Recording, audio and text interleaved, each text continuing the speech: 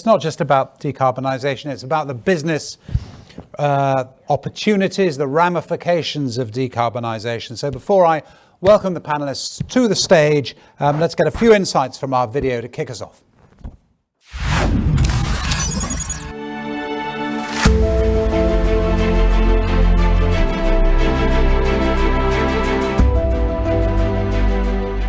Government can support the move to electrification by creating the landscape and environment to engender the confidence that's required both from consumers and from the industry.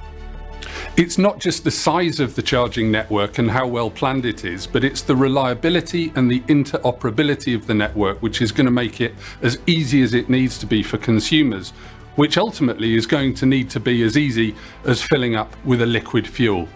Electric is there. It is one of the solutions that takes us on our fossil-free journey, but it's not necessarily the total solution. Heavier transport may need a longer time to transition, and that's where LNG has a key role in reducing carbon. Government policy needs to focus on helping companies conceptualise and engineer their carbon reduction methods, rather than over-incentivising one technology over another. The barriers to growing a global competitive sector for electrification in the UK are infrastructure and supply chain. If we can get the infrastructure and the supply chain right, this will build confidence that will allow for investment and innovation in the UK. Let's start on a positive note. Matt, what are our strengths? What is British industry's strengths in this area? Good afternoon, everybody. I think for me, the strengths we have here are we have a globally renowned auto industry. We're known for our innovation, we're known for our research. We have some centres of research into electrification that are world leaders, be it Imperial or Nottingham or Warwick Manufacturing Group, just to name a few that we work with. I think also the important thing is we are known as a premium luxury in the automotive industry as well. And that gives us the ability, because there's high value cars there, there's margin there as well, but there's desirability. So if we can and foster that desirability through the technology we can offer, it really puts us at the forefront of what we're doing with electrification.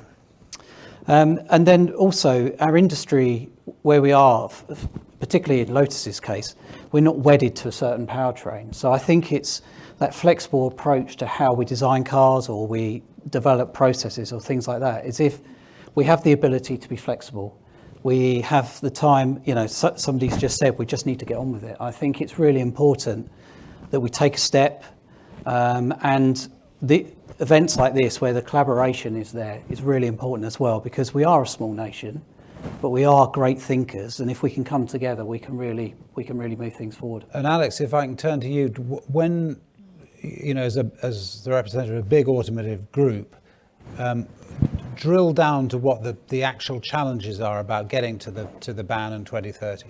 Well, let's look at what's been achieved already from Volkswagen Group. 35 billion euros invested in electrification already.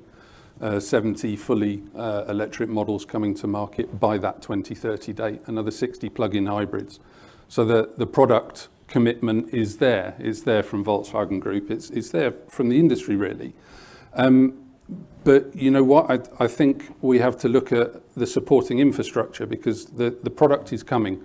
We're demonstrating it now with the Volkswagen ID.3, democratizing electromobility, or at the top end of the market, the Audi RS e-tron GT, giving incredible performance, incredible thrills, and there's lots of products in between.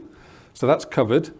Now we need to talk about infrastructure. Now we can do so much in partnership with Tesco and Pod Point. We're in 400 stores.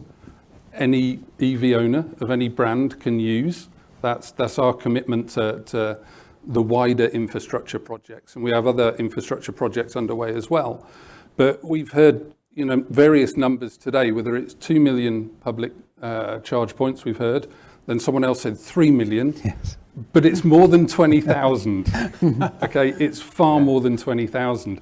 So the pace of that journey and accelerating on that journey is really, where we need to focus the effort now. This can't be chicken and egg. No. In terms of, we'll wait for the products to come. The products are coming. let's get on with the infrastructure. I know, I heard that difference between 2 and 3 million. At the time I thought, well, maybe actually 2 million, 3 million, whatever. It's a lot, it's millions. It's a lot. John, the same question really, but from the point of view of heavy duty vehicle manufacturers.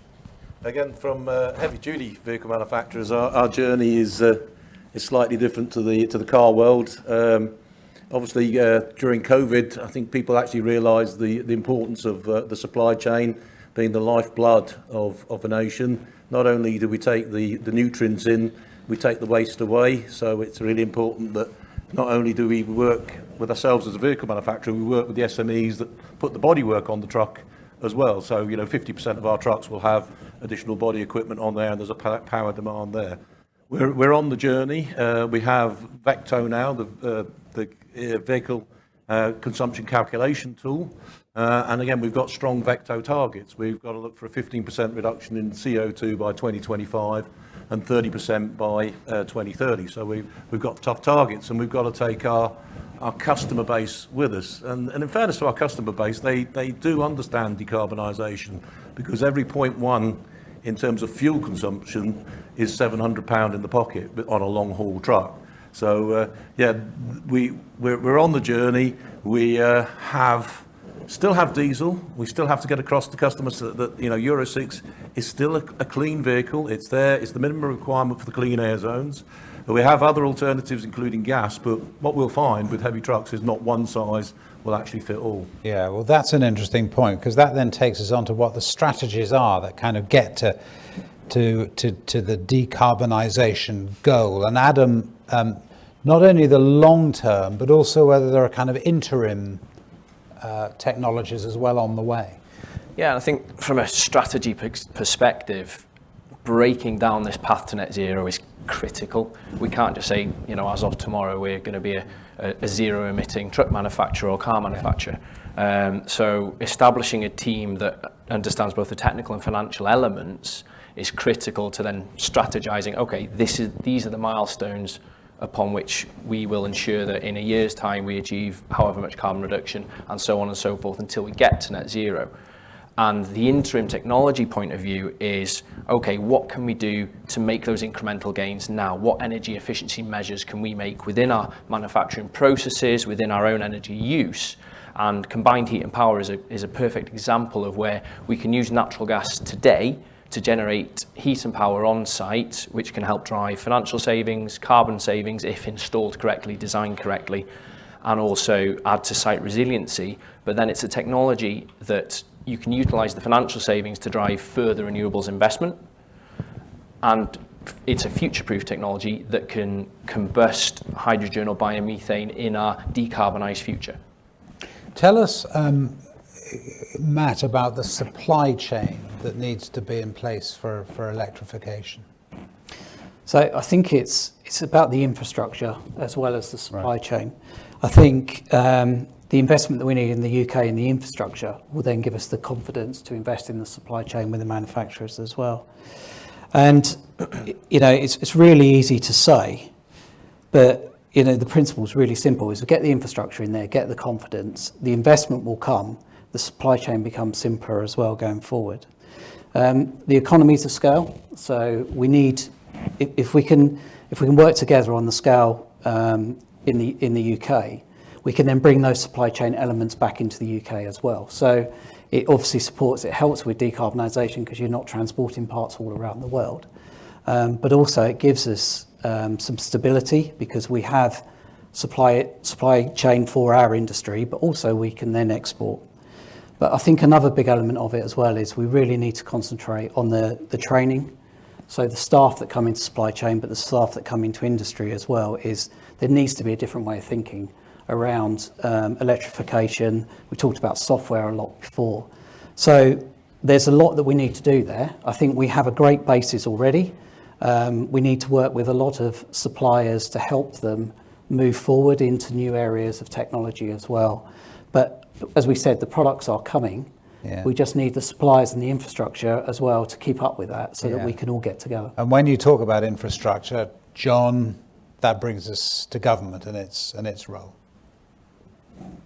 With regards to the government and its role, obviously We've seen success with LNG in the marketplace. We've got over 900 vehicles out there, and one of the key elements of that is the incentive that's available on the fuel. So an LNG truck out in service is sustainable. It makes money. So its payback is in around about 2.5 years, depending on the distance. So we've got that. Moving to electric, where the vehicle is 3 to 4 times more expensive, that's a massive transition, even for the most environmental of operators, and also to keep that working with the supply chain and add this to it. So yeah, there are incentives for electric, but not on the same scale as discussed this morning with regards to the car market. You know, there's a £25,000 incentives for the first 5 trucks you have in the year for your fleet, and then that 25,000 disappears after the 100th truck is sold and drops to 16, and then subsequently drops to 8,000. Whereas we've seen in places like Norway with greater incentives, a far greater pickup and a far greater transition towards the electric journey, given the right circumstances. So incentives there for fiscal, but also in terms of weights as well. You know, the additional weight for the vehicle, we lose payload. So again, on a tractor unit, we need the addition to be able to bring back that earning capability as well in service for the operator. Alex, from your point of view, from the retail point of view, again, that question about infrastructure and incentives and government. Well, I think really what we see in the development of the electric vehicle market is you know, we see on the retail side, we see a huge amount of what our marketing people would call consideration. So the initial interest, the initial contact, the initial inquiries about electric vehicles, pure electric vehicles, really high, shockingly high. What we then see on the retail side is the considerations around infrastructure, around charging availability, etc., and let's be honest, price get in the way a little bit in the purchase funnel. So the ratio between the level of inquiries on electric vehicles and the level of sales, we see, if you like, a sharper or a stronger narrowing of the sales funnel at the moment in the retail market. In the fleet market, I think we are now in the early stages, but very definitely identifiably in the early stages of the exponential phase of electric vehicle uptake. Yeah. If we look at specific segments in the fleet market, if we look at user choosers, if we look at salary sacrifice schemes, etc., we're starting to see that exponential growth. Well, what's the difference? What can we see in the fleet market that isn't in the retail market?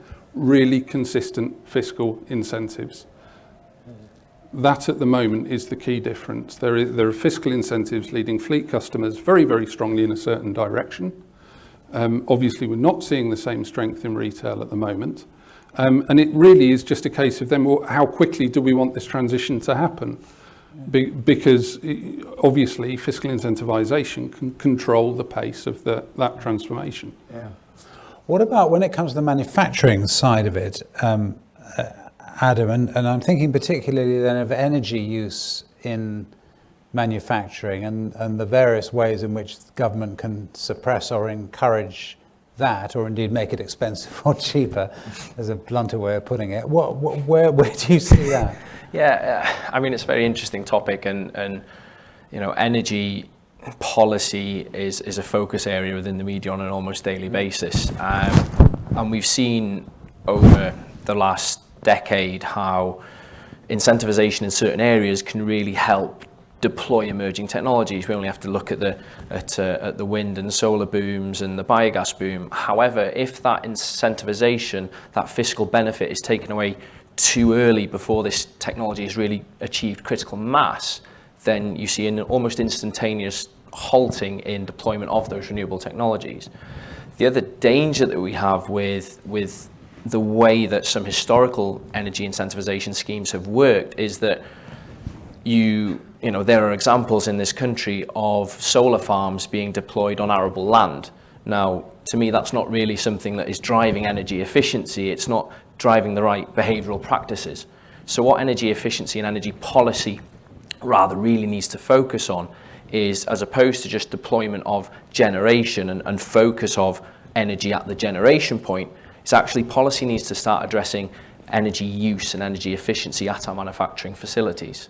Yeah, so what's the incentive then, or what are the kind of range of places where incentives would work for that? What would happen? Really, I mean, there's a very wide breadth of different approaches that we can take, be it software modifications, lighting, fan update, modernization programs throughout our manufacturing processes can really help improve energy efficiency, and that in turn will help drive carbon reduction measures. So an incentive that enables manufacturers of all sizes, you know, that there is a large or an energy intensive users incentive available just now, but if that was opened up to all, you know, small, medium or large enterprises, then actually in supporting kind of feasibility analyses, looking and modeling and conceptualizing the range of technology deployments that could be available to a given industry or rather a given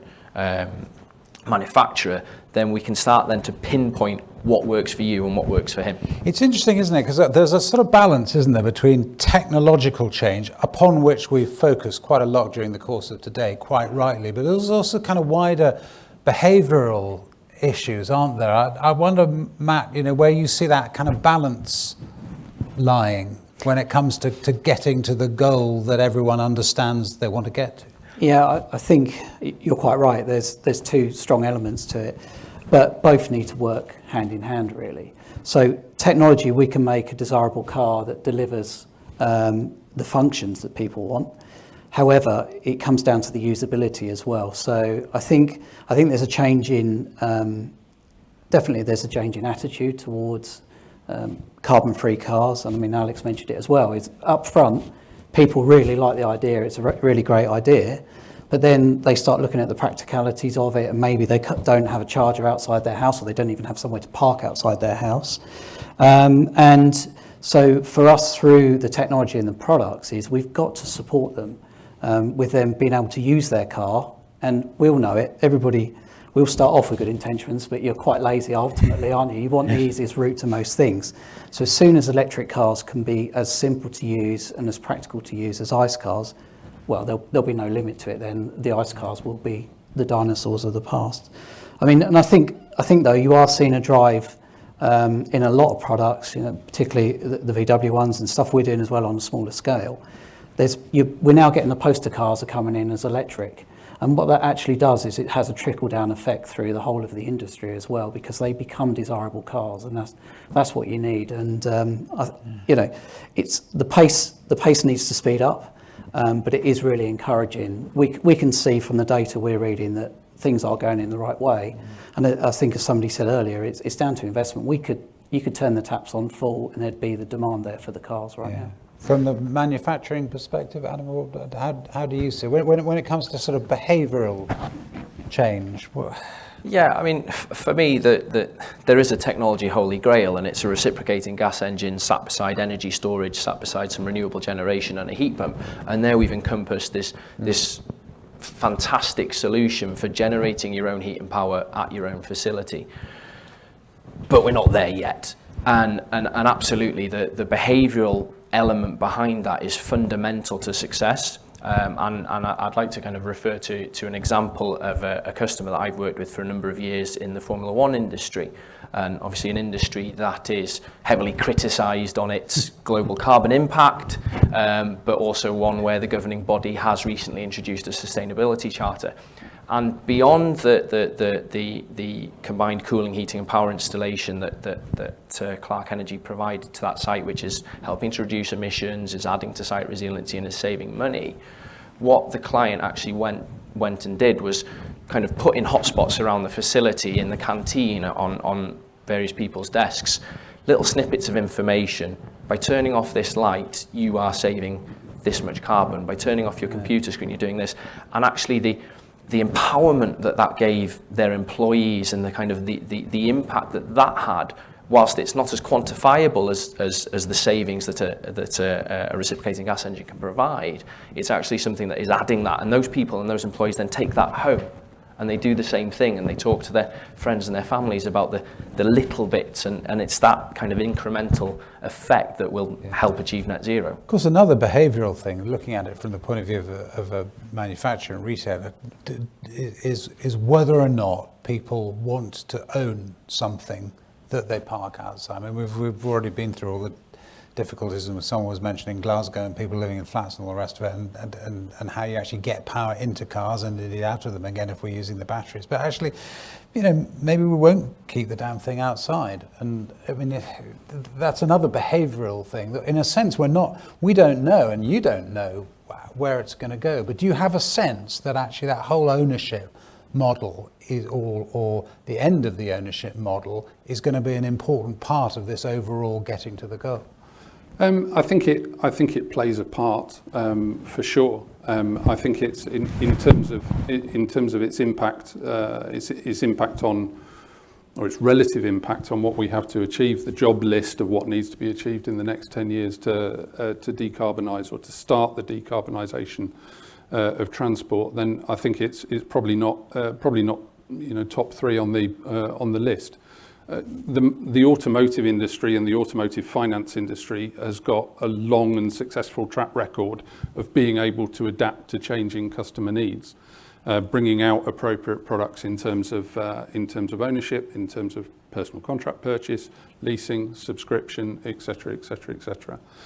So whilst it's a consideration, I think there are more pressing priorities that are going to take us on this decarbonisation journey. What about from your perspective, the idea of behavioural change and the extent to which that then drives what happens? Yeah, I mean, if you're transitioning, or you've got a distribution company that's got to deliver targets, and you're bringing in something new, you've got to take a whole lot of people on board with you. Again, going back to what we've done with LNG and what we're doing with the electric truck, you know, one of the things that we're doing now, typically people talk about fuel consumption after the event in MPG. Now we're having to look at the energy required prior to the event. So again, when we do a consultation on an electric truck, we've got to do an electric road simulation to see that the vehicle can do the job in its first year, but also what the degradation of that vehicle is over the contract life. You know, diesel gets more efficient as it gets older. The batteries deteriorate over time. So again, we're having to change the way that we consult with customers, because obviously energy is now energy rather than fuel. So we're working on that. And then the other one was obviously taking the drivers on board, and then the development with health and safety and the requirements within the workshop, taking them on board. And of course with the buses, part of our business in the key areas, we've had since 2009 hybrid and electric buses, so that really does help support us in that transition with that training. We've got 5 minutes more. If anyone has a question, do feel free, wave your hand and I'll get to you. And indeed, if you're watching online, we can bring your questions straight here as well. I have just a thought about COP26 and where we stand. I might start with you. How high will we hold our heads when it comes to automotive when this series of meetings starts? I think we should hold our heads really high. I think we have a globally renowned industry, be it from the supply chain through the manufacturers to the dealers, but also, globally renowned for motorsport as well. So, there's a lot for us to protect, there's a lot to be proud of, and there's a lot to invest in as well. And as I said before, I think, if you use the example of the vaccine rollout across the UK, it's been world class, hasn't it? It's been invested in, there's been a plan, we've got on with it. So why can't we do the same thing with electrification? I think that's the kind of mindset that I would want to get across to the government. So what are the messages then that should come to other nations who come to Glasgow get from the British government? I mean, because there are all sorts of, we were hearing this morning, we were going through the list. Jorg was talking about failure to invest in batteries, and obviously we had a lot of, whether it's 2 million or 3 million or whatever it is, we plainly don't have the infrastructure we need. And yet at the same time, there are positive things we can and should be saying. What should the messaging be? I'll ask both of you. in any order you care. Let's go first. Yeah, okay. I think the carbon or the decarbonisation benefits of electromobility are only truly maximised and realised when a full life cycle approach is taken to the manufacture of the vehicle. If we take ID3, ID4 or other products, we reduce the carbon consumption during manufacturing and transportation. We offset what we can't reduce. We deliver it to the customer in the dealership, net carbon neutral. Thereafter, we have a range of cooperations with energy companies to ensure that the customer has access to green electricity in their home charging tariff so that they can keep their car carbon neutral throughout its life cycle. Not every country is in that position in terms of its energy mix.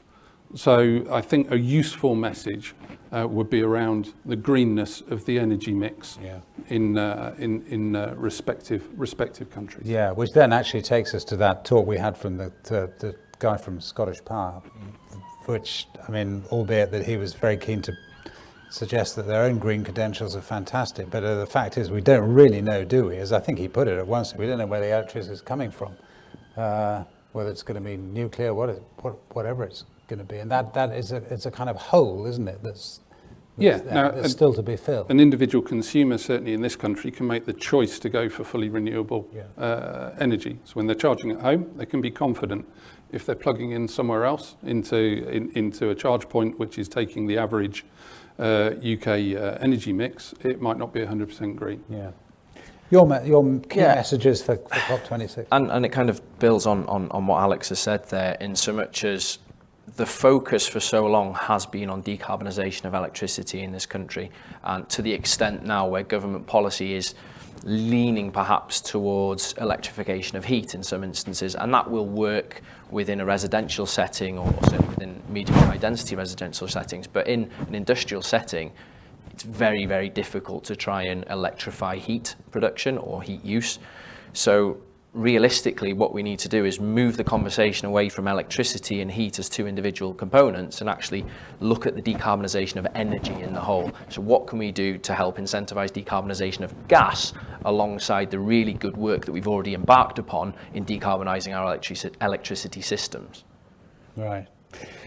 We are out of time. That was absolutely fascinating. Thank you very much. I mean, we are out of time, but if anyone has a last question or a question at all, then they're very welcome to give it, but no, they're not. Someone was waving at me from the back, but I think it was not so much asking a question as saying there isn't time for a question, which is, yes, thumbs up comes.